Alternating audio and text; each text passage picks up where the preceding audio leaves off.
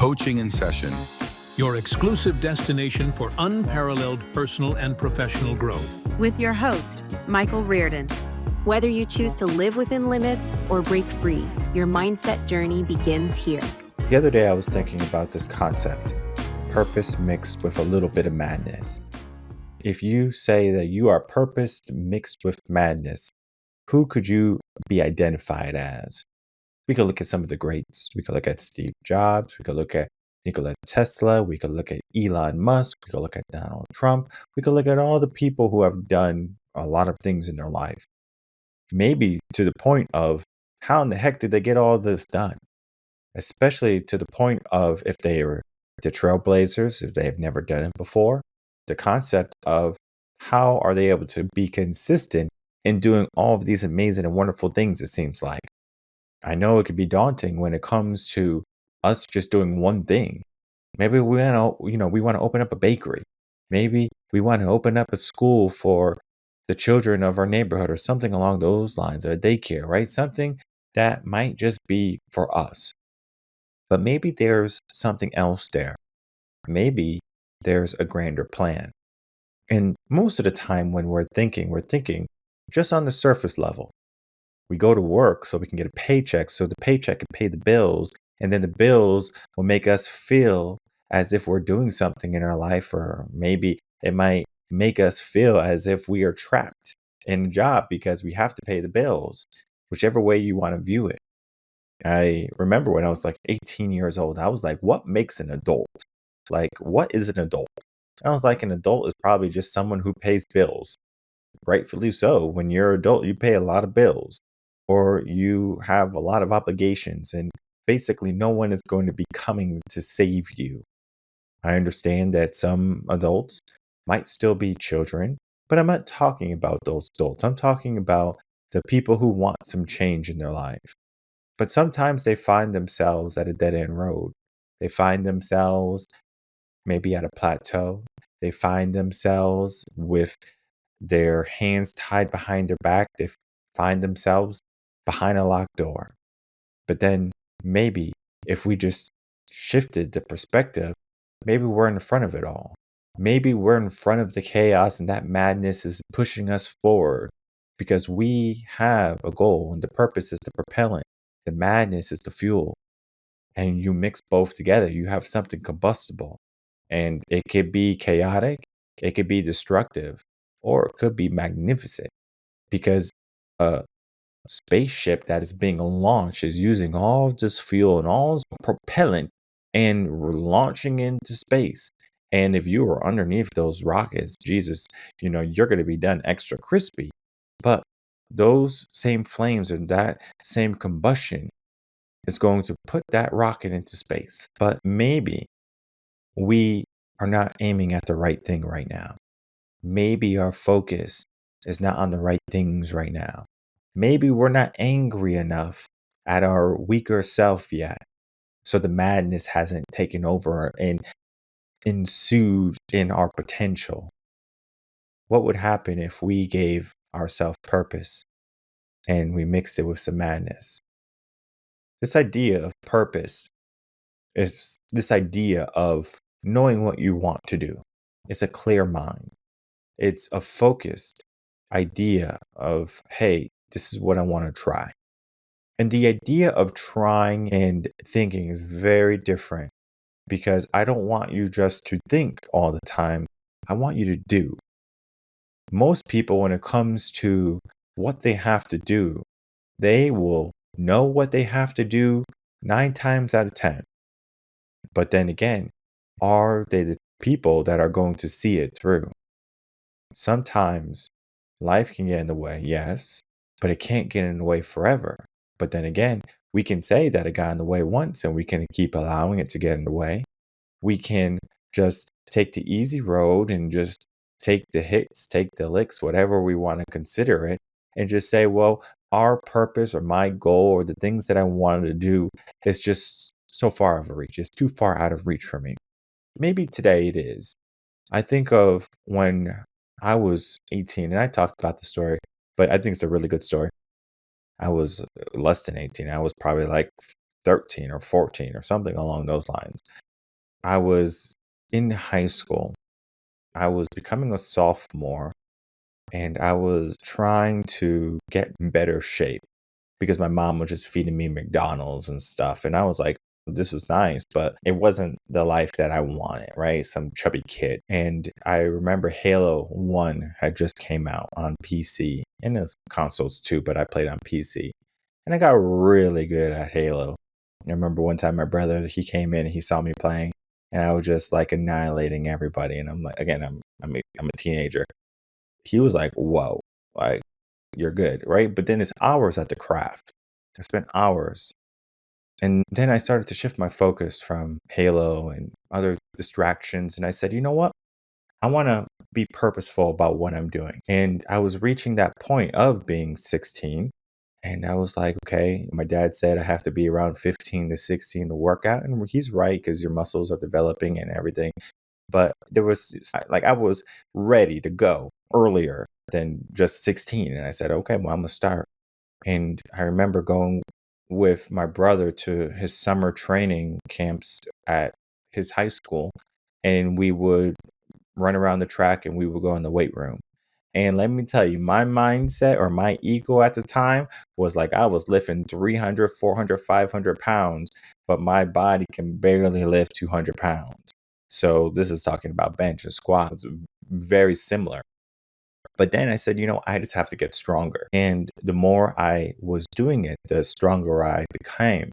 Where the first day I tried to run half a mile, I think I ran around the track maybe one time and I stopped. My brother kept going with his friend, but I just stopped and I finished up. And then the next day I was like, okay, I want to at least get this half a mile in, right? And I took some time, it took some work, but I was able to get to half a mile. But then what's the next goal? The next goal was a mile. And I was like, well, I want to get 4 laps around the track. It's going to be a mile. And I did the 2 laps and I was like, half a mile, easy. Let me push the third one. And then I got 75% of the way and I was like, I feel good. But then something was happening in my mind. I was like, do you remember when I was weak? Do you remember when I couldn't even do 1 lap barely?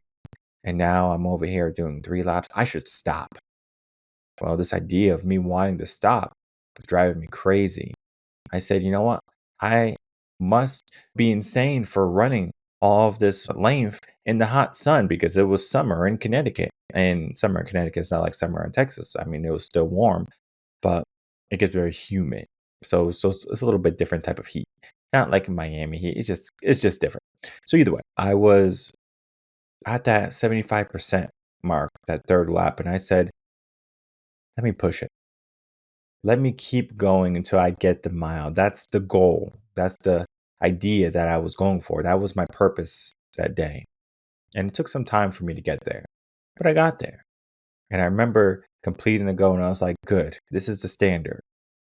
But then I got lackadaisical. I drank some cream soda. It doesn't sound like a bad thing. Like, Michael, it's okay to drink a soda. It's okay to have some ice cream. It's okay to live a little bit. Tony Robbins' wife said, you got to live a little, Tony. And I drank it was 2 liters of cream soda. It just wasn't one. It just wasn't one glass. It's like I didn't know any type of restraint when it came to cream soda. It's like, okay, I'm just gonna drink this whole cream soda. And I did. And it was just funny because I was thirsty and I should have been drinking water, maybe some Powerade or something or some Gatorade. But I said, I'm thirsty. Let me drink this soda. And it had the alternate effect. It dehydrated me. I wasn't hydrated properly. So the next day when we went to go train, I nearly fainted, nearly passed out. And I remember his football coach was saying, hey, you got to hydrate. You got to make sure you're eating right. You got to do all these things. And I'm like, okay. I'm just thinking in my head, like, I got to take care of myself. But then I thought about like the journey thus far. I was like, I started somewhere. I gave myself this goal, this idea of 1 mile. I can do it. Right? I did it before. And then all of a sudden I have this roadblock and I couldn't do it. What did I do? The purpose that I have given myself to run the mile and the goal or the aspect, I was clear on it. And I was probably crazy to drink the 2 liters of soda, but I did anyway. But that madness was destructive, right? That idea of I don't have to take care of myself was destructive. And luckily, it happened at such a young age because now I had that life lesson to say, hey, there's things in life that you can do that are destructive to yourself. Could be drugs, could be alcohol, it could be gambling, plethora of things. What is the madness and what is the purpose? And so when I'm helping people define what purpose is, it's a multitude of different things. It could be a mission, it could be your vision, it could be a feeling inside of you that's saying, hey, you should do something. But what it comes down to is the purpose that you would like to accomplish, you will be proud of if someone brought it up to you. I think that is the easiest way for you to understand what your purpose is. For example, maybe you're a husband, you throw out the trash, right? And your wife says, hey, honey, thank you so much for throwing out the trash. Do you feel like, yeah, I threw out the trash. I'm the knight in shining armor, right? I feel so proud. No, you don't. Okay. It was a chore, right? It was just something you had to do, it was an obligation. But what if instead of just throwing out the trash, maybe you purchased a new home for your family? And I'm not saying that it needs to be an elaborate home, but you gave them a nice place to feel comfortable and safe and secure, right? Now we're getting a little bit closer to our purpose. But that's material. What if we gave ourselves something that wasn't like something you can just get, but more of a mindset that you can attain? What if every single day you woke up and you did something that you hated, but you did it because it was going to get you to a goal that you had? Could you say that was your purpose? No, right? We know that's not what we should be going for. But what if we just switched that idea and instead we woke up every single morning and we loved what we did? That could be the purpose. So, this idea that you're doing something and someone brings it up to you, you're like, hey, just want to let you know that's really good. Happens with me in coaching. People will say, hey, you're really good at coaching, or thank you so much for helping me with this. And I feel good, right? I feel like I've been of service. I feel like I've helped. And it's very reminiscent of the boy and the starfish story. Because at some point, you want to think of the bigger picture.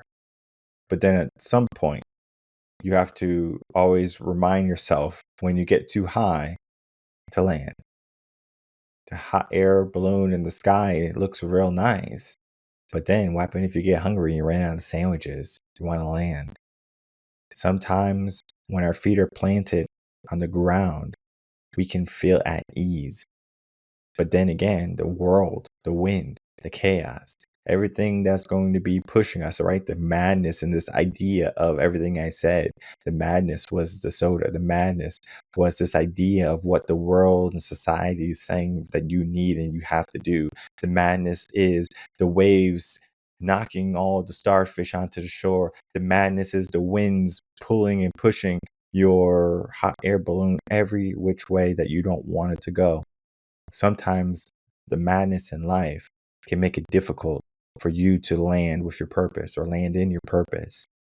So we have to do something to use this madness to our benefit. We know it's there. We know there's going to be naysayers in the world. We know there's going to be problems that happen. We know that we're going to fail. So all of this is to say, we have to be a little bit crazy. And I'm not talking about crazy talking to yourself.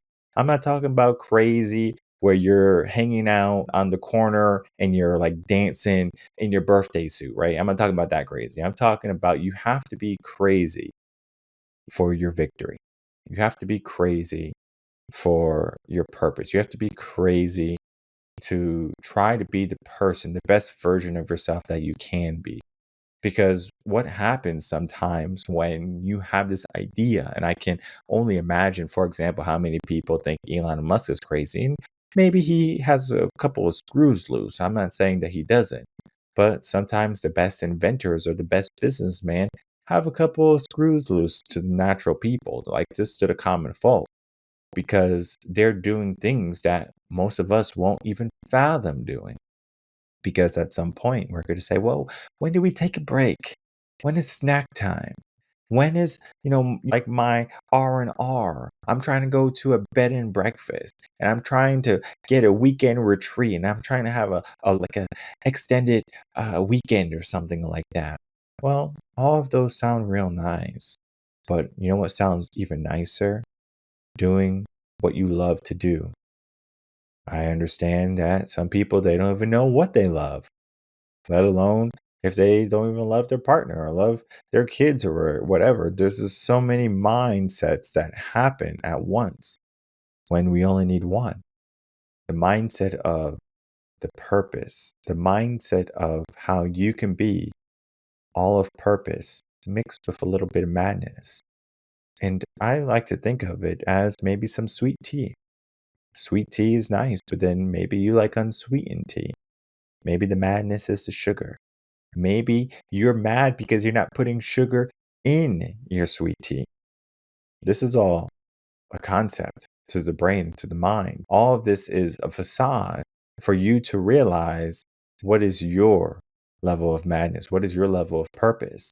Because there's going to be a person down the street who is starting a flower shop, or you might say, why in the world would anyone start a flower shop? That's a nonsense idea. It's not going to make no money. Okay.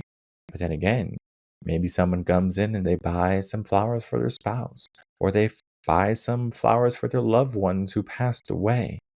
And it might not seem like a big deal to you, right? That flower shop. But to them, it could be everything. That purpose, just the being needed, the act of service is exactly what fulfillment is. It's like, hey, I'm of service. I'm of use to someone. Because if you were left alone in this world, what would you do? What would you do? Like literally every single day. The only thing you could do is survive. Yeah, sure. You can go golfing. Yeah, you could play some basketball by yourself. You could play some video games by yourself. You can watch some old videos because there's no one making content anymore. But then again, at some point, the grid is going to fall. There's going to be no electricity. And maybe you are a person who is tech savvy, so you can set up some solar panels and you can live off the grid, or you can live in the city, or you can live wherever you want. You can travel the world on your bike, or you can go walking because you don't have to worry about traffic. There's no one else left. What would you do? Would you be okay with that? Most people will say, no, I wouldn't be okay with that. Most people, they want to spend time with people. They want to share moments with people. People who find themselves alone with no purpose and they are trying to be sane and not a little bit mad, they are finding themselves on a tightrope to their destruction. I understand when people are doing the wrong thing and saying the wrong things, we need to be very clear on what's wrong and right. Very similar to the episode last week, we're talking about how rules are meant to be broken in a sense. This is the mindset here. We can all say that we have some level of idea of our purpose, but then again, does our purpose fuel us? Your purpose should wake you up in the morning. Like literally, you wake up, your first step is, I'm doing this. I get to do this today. I get to be a mom. I get to be a dad. I get to start this business. I get to be a part of this business. I get to go to the gym. Whatever the purpose is, right? The goal, the idea. Maybe at some point it becomes convoluted because it's discipline at this point. It might have been structured, it might be systematic at this point, but you have to be a little bit mad and a little bit crazy toward that. Because if you are maybe a gym freak, right? Have you ever heard of the saying gym freak, right? They're not freaks in the gym, right? They're a person who loves going to the gym. Sometimes you have to be that freak. And I'm not talking about freaky like sex or anything. I'm talking about just like you have to be a person that's just crazed for something. You have to want it. Have you ever wanted something in your life? Maybe a material, maybe something that is just like a food, right? Or maybe a pizza or a cookie or something. You're like, I want that so bad. you finally get it and you're like, Jesus, this is heaven. Maybe you can make that heaven every single day, every single moment, but you have to find that purpose, and you have to mix yourself with the madness that you're going to keep on driving to that purpose at every single point. I understand maybe your purpose might shift. Sometimes we have a pivot that happens in life. The purpose that we once have maybe is gone. I see this sometimes with parents who lose their children. It's very easy for a parent to give themselves the purpose of my child. I have two. They don't have anyone to take care of them. Of course, like my mom or my dad, if something happened to me or my wife or her family, sure. But then again, will they do as good of a job as me? I'm not going to say yes or no, but no, they're not. All right. Because the idea is I am invested. I have a purpose for myself with them. They don't have to do anything for me. I'm not saying that I'm going to do everything for them, but it is a mission of mine to protect, to provide, to guide. And so this is what I will do. And maybe at some point I lose that purpose because maybe they grow up or maybe, something happens, right? And I'm not saying that something will. I'm just saying that sometimes life can happen. And I've seen it happen too many times to count, where loved ones can be lost in an instant, in a flash. We have to understand that sometimes our purpose can't wait. And so we should be mad at ourselves if we're not living in our purpose. So instead of that mad being a negative connotation, let's allow that mad to be something good. We need to be mixed with madness and driven with this idea of reaching our purpose. We have to be a little bit crazy. We have to be those gym freaks.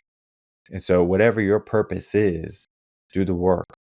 Of course, we have articles, we have blogs on our website, revenconcepts.com. You can get yourself a consultation. You could do the work. You could begin journaling. You can give yourself this idea of what is your madness? What is your purpose? And can you find the right blend that works for you? Some people are going to be more crazy than others. I'm sure not everyone wants to be Elon Musk with he has like 40 companies or something at this point, maybe more, maybe less, I don't know. But he has this big idea of what he wants to accomplish and what he wants to do. Maybe your idea is not that big, but it doesn't matter if your idea is smaller than someone else's, as long as it's yours, as long as it's your purpose. Mix it with some madness and make it happen in your life.